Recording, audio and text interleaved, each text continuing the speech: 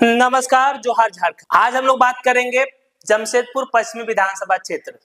झारखंड के स्वास्थ्य मंत्री बन्ना गुप्ता का यह सीट है जो इस बार मुश्किल में नजर आ रहा है। पिछले बार जब 2019 का चुनाव था तो यहाँ से उनके जो घोर प्रतिद्वंदी हैं और एक मजबूत दावेदार सरयू राय, जिन्होंने 2014 में बन्ना गुप्ता को यहाँ से हराया था, वो अपनी सीट बदलकर जमशेदपुर पूर्वी से लड़े थे और तत्कालीन मुख्यमंत्री रघुवर दास को मात दी थी। बन्ना गुप्ता के लिए फ्री हैंड था, उन्होंने आराम से जमशेदपुर पश्चिमी विधानसभा क्षेत्र में जीत दर्ज की है। लेकिन इस बार जो विधानसभा चुनाव हो रहे हैं तो महागठबंधन की तरफ से मौजूदा स्वास्थ्य मंत्री बन्ना गुप्ता चुनावी मैदान में है कांग्रेस के टिकट पे, वहीं एनडीए की तरफ से इस बार फिर से सरयू राय चुनावी मैदान में है जनता दल यूनाइटेड के टिकट पे। वहीं झारखंड मुक्ति मोर्चा के नेता रहे बाबर खान, उन्होंने अपना पाला बदला है और वो चुनावी मैदान में है एआईएमआईएम के टिकट पे, यानी कि ओवैसी की पार्टी के टिकट पर बाबर खान। वही बात करें टाइगर जयराम महतो ने भी यहां से अपने प्रत्याशी उतारे हैं। हालांकि उन्होंने पहले घोषणा की थी, फिर उन्होंने अपना प्रत्याशी बदल दिया, लेकिन ये चार उम्मीदवार हैं। उसके साथ ही साथ एक और मजेदार बात है कि भारतीय जनता पार्टी के नेता बगावत करके निर्दलीय चुनावी मैदान में उतरे हैं, उनका नाम है विकास सिंह। तो यहाँ का जो समीकरण है उसमें सबसे पहले मुस्लिम मतदाता की बारी आती है जो कि निर्णायक भूमिका में है। 1,10,000 के आसपास इनकी आबादी है। अगर इन मतदाताओं में बिखराव नहीं होता है तो फिर बन्ना गुप्ता को तो आराम से जीत मिल जाएगी। लेकिन एआईएमआईएम ने जो बाबर खान को यहां से उम्मीदवार बनाया है वो कद्दावर नेता माने जाते हैं, मुस्लिम मतदाताओं के बीच में पैठ है।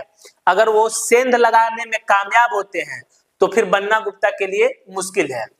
वहीं सरयू राय के लिए भी मुश्किल खड़ी कर रहे हैं विकास सिंह। अगर विकास सिंह वोट लाते हैं, जितना वोट भी लाएंगे वो कंफर्म है कि वो सरयू राय का वोट ही होगा। तो ऐसे हालात में दोनों दिग्गज नेताओं के लिए मुश्किल है।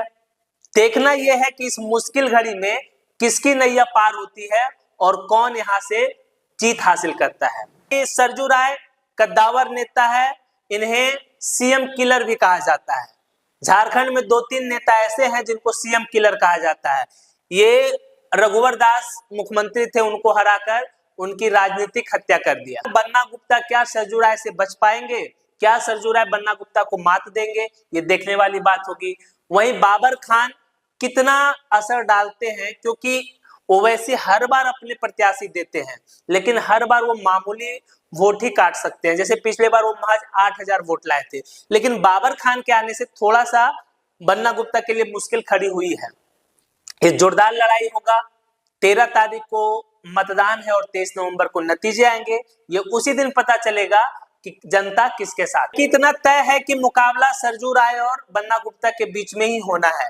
विकास सिंह सरयू राय को नुकसान पहुंचाएंगे, बाबर खान बन्ना गुप्ता को।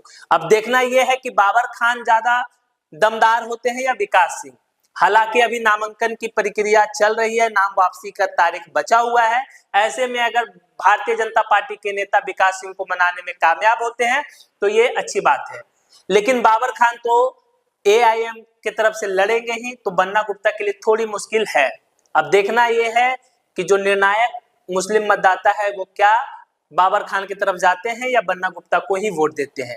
ये बहुत कुछ निर्भर करेगा जीत हार के लिए। जमशेदपुर पश्चिमी विधानसभा क्षेत्र में कुल मतदाता की बात करें तो 3,90,000 के आसपास कुल मतदाता है, जिसमें कि ओबीसी मतदाता की संख्या लगभग 95 से 1 लाख के आसपास है।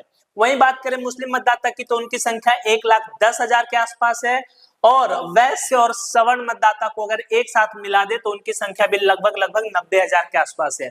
अनुसूचित जाति यहाँ एक अच्छी खासी आबादी में है जिनकी संख्या लगभग 75,000 है।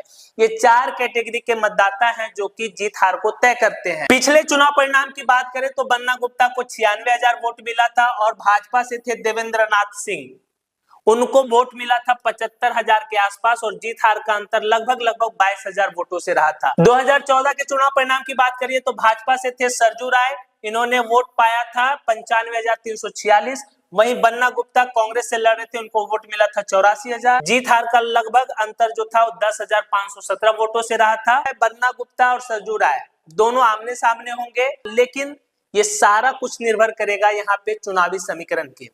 अगर सवर्ण और वैश्य मतदाता की बात करें तो परंपरागत रूप से बीजेपी को वोट करते आई है, इस बार भी करेगी। हालांकि विकास सिंह कितना नुकसान करेंगे वो देखने वाली बात होगी। वहीं बन्ना गुप्ता के पक्ष में बात करें तो सबसे बड़ी उनकी जो ताकत होती है वो मुस्लिम मतदाता।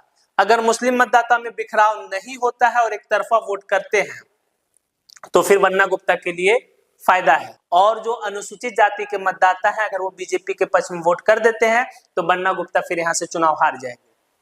बाकी आपको क्या लगता है, अपनी प्रतिक्रिया कमेंट बॉक्स में जरूर दें।